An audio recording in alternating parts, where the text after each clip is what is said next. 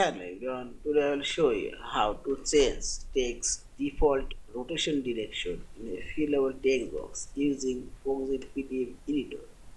This is a fillable PDF and I will change this text rotation direction in this fillable text box. Now click on this form option. Here you will find this selection option. Click on the select annotation and select your text box. Now click right button, select properties option. Properties dialog box, go general option. And here you will find this text orientation, that means rotation angle. I will make it 270 and close and see this text now rotation and rotate.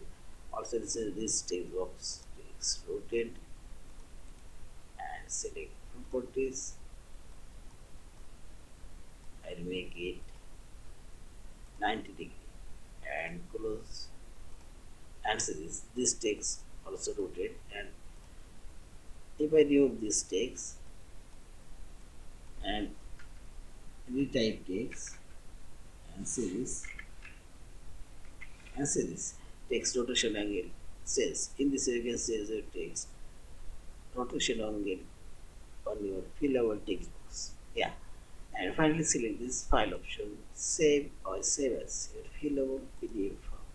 Thank you for watching. Subscribe, like, share and comment.